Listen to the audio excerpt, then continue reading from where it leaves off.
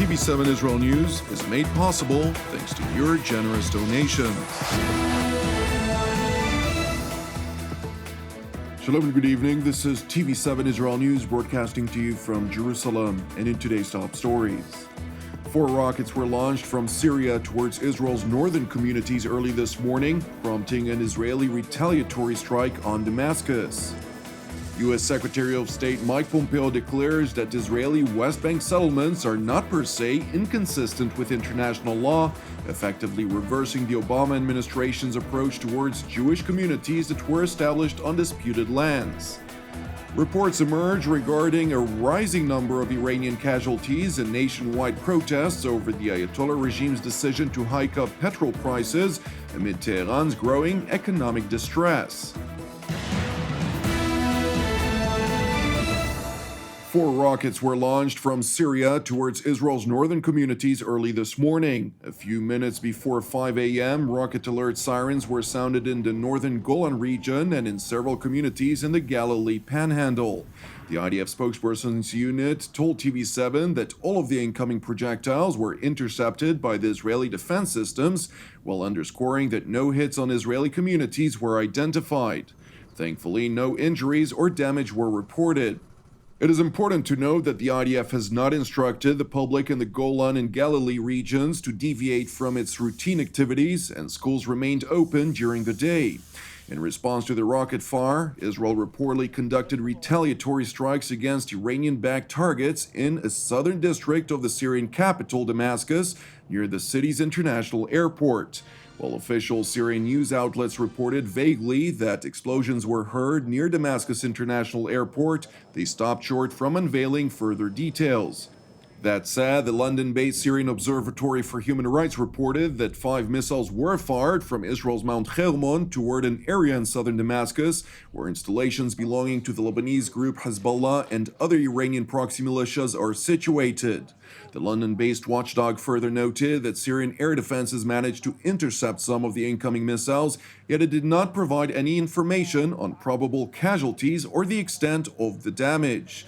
It is important to underscore that no organization claimed responsibility for the rocket fire toward Israel, and in tandem, the IDF refused to confirm nor deny its responsibility for the reported retaliatory strike on Iranian-backed targets in Damascus.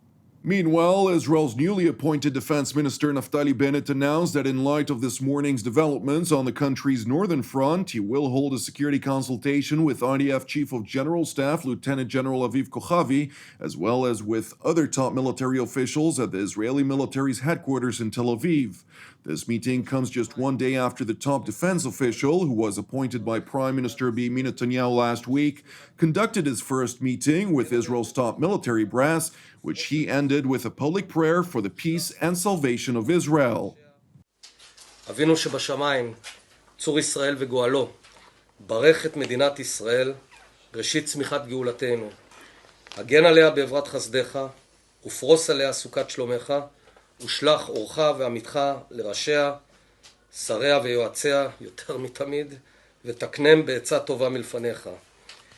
חזק את ידי מגיני ארץ קודשנו, שזה אתם, והנחילם אלוהינו ישועה ועטרת ניצחון תעטרם, ונתת שלום בארץ ושמחת עולם ליושביה.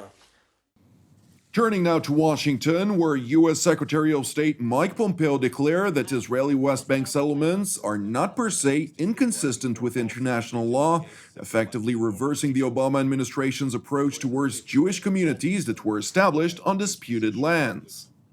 The Trump administration is reversing the Obama administration's approach towards Israeli settlements. U.S. public statements on settlement activities in the West Bank have been inconsistent over decades. In 1978, the Carter administration categorically concluded that Israel's establishment of civilian settlements was inconsistent with international law. However, in 1981, President Reagan disagreed with that conclusion and stated that he didn't believe that the settlements were inherently illegal. Subsequent administrations recognized that unrestrained settlement activity could be an obstacle to peace, but they wisely and prudently recognized that dwelling on legal positions didn't advance peace. However, in December 2016, at the very end of the previous administration, Secretary Kerry changed decades of this careful bipartisan approach by publicly reaffirming the supposed illegality of settlements. After carefully studying all sides of the legal debate, this administration agrees with President Reagan. The establishment of Israeli civilian settlements in the West Bank is not, per se, inconsistent with international law. Secretary Pompeo further underscored that there will never be a judicial resolution to the conflict, while reaffirming the United States' persistent commitment to help facilitate dialogue for peace between Israel and the Palestinians. Calling the establishment of civilian settlements inconsistent with international law hasn't worked. It hasn't advanced the cause of peace. The hard truth is, there will never be a judicial resolution to the conflict, and arguments about who is right and wrong as a matter of international law will not bring peace. This is a complex political problem that can only be solved by negotiations between the Israelis and the Palestinians. The United States remains deeply committed to helping facilitate peace, and I will do everything I can to help this cause. The comments by the top American diplomat were received with genuine joy in Israel's capital, Jerusalem. In a filmed statement on Facebook, Prime Minister Benjamin Netanyahu thanked President Donald Trump and Secretary of State Mike Pompeo for what the Israeli leader declared to be a historic day. אזרחי ישראל, זהו יום היסטורי ועוד הישג עצום למדיניות שלנו. אחרי שהנשיא טראמפ הכיר בירושלים כבירת ישראל, הכיר בריבונותנו ברמת הגולן, עכשיו הממשל האמריקני שם קץ לשקר שההתנחלויות הן בלתי חוקיות. אני מודה לנשיא טראמפ ואני מודה למזכיר המדינה פומפאו. In contrast to Israel's voiced praise of the American move, the Palestinian leadership in the West Bank city of Ramallah voiced outrage. Chief Palestinian negotiator Saeb Erekat condemned the Trump administration, insisting that the American position constitutes a major threat to international peace and security. Israeli colonial settlements in the occupied Palestinian territories, including East Jerusalem, are not only illegal under international law, they are war crimes. And the statement of Mr. Pompeo, the Secretary of State of the United States, is absolutely rejected and must be condemned because once superpowers, once the Trump administration decide to undermine international law, once they become an administration that's pro-Israel's occupation, pro-Israel war crimes, this is constitute a major threat to international peace and security. And this is turning the international community from the rules of international law, the rules of solving conflict by peaceful means, into the rules of the jungle. Turning back to Secretary Pompeo's statement to the press, during which he also discussed the latest unrest that is raging across the Islamic Republic of Iran. Protests gripped the country after the Ayatollah regime decided to hike up petrol prices in addition to rationing of gasoline consumption amid Tehran's growing economic distress. While the Ayatollah regime insists that the price increases aimed at raising funds for cash handouts to the Islamic Republic's poorest citizens, many Iranians already grappling with rising inflation were quick to protest against the new policy. These protests quickly turned violent. In response, the regime implemented a near-total internet shutdown and in tandem launched a deadly crackdown that reportedly claimed the lives of several protesters. The United States is monitoring the ongoing protests in Iran closely. We condemn strongly any acts of violence committed by this regime against the Iranian people and are deeply concerned by reports of several fatalities. We've been at that since the beginning of this administration. The Islamic Republic must cease violence against its own people and should immediately restore the ability of all Iranians to access a free and open internet. The world's watching. The Iranian people will enjoy a better future when their government begins to respect basic human rights, abandons its revolutionary posture and its destabilizing foreign policy in the region, and behaves simply like a normal nation.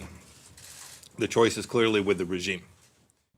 Secretary Pompeo also seized the opportunity to respond to the recent decision by the Islamic Republic to scale back on its commitments under the 2015 nuclear agreement by raising the country's level of uranium enrichment. The right amount of uranium enrichment for the world's largest state sponsor of terror is 0. Iran originally constructed Fordo as a fortified underground bunker to conduct secret uranium enrichment work. and there is no legitimate reason for Iran to resume enrichment at this previously clandestine site. Iran should reverse its activity there immediately. Iran's supreme leader is reverting to his tried and true method of using nuclear brinksmanship to extort the international community into accepting the regime's destabilizing activity. The United States rejects this approach completely and calls on all nations to do the same. The only viable way forward is through comprehensive negotiations that address the full range of Iran's threats in their entirety. Iran's most recent action is yet another clear attempt at nuclear extortion that will only deepen its political and economic isolation from the world. In response to Secretary Pompeo's earlier remarks, which echoed his statement via his Twitter feed, Iran's Parliament Speaker Ali Larijani accused the United States of what he termed as messing up the security of the Islamic Republic. وقتی وزیر خارجه بی‌آبروی آمریکا با بی‌شرمی و با فرصت طلبی احمقانه آشکارا از آتش زدن اموال مردم حمایت می‌نماید و این امر را دفاع از مردم ایران می‌سراید که با این اقدام به خوبی رفتار دروغین و ریاکارانه خود را نسبت به ملت ایران نشان داد که هدف آمریکا نسبت به ایران چیزی جز به هم ریختن امنیت کشور و آتش زدن منافع ملت نیست. Subsequently, the Islamic Republic's supreme leader Ayatollah Ali Khamenei insisted that those protesting against the regime in Tehran are not peaceful protesters, but rather hooligans that seek to destabilize the country.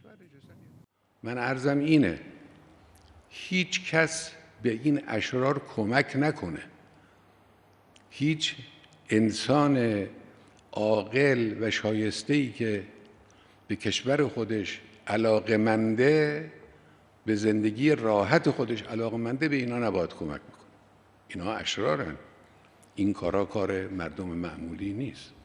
It is important to know that while the gasoline price hike directly impacts the Iranian people, the cost for gasoline in Iran remains one of the lowest around the world at 32 euro cent per liter or $1.35 per gallon. That said, the average salary in Iran is also significantly lower than the world's average. Thank you for watching us. Keep praying for the peace of Jerusalem as well as the peace and salvation of Israel. I'm Jonathan Hassan. Have a Erev Tov, and we will see you again tomorrow at the same time.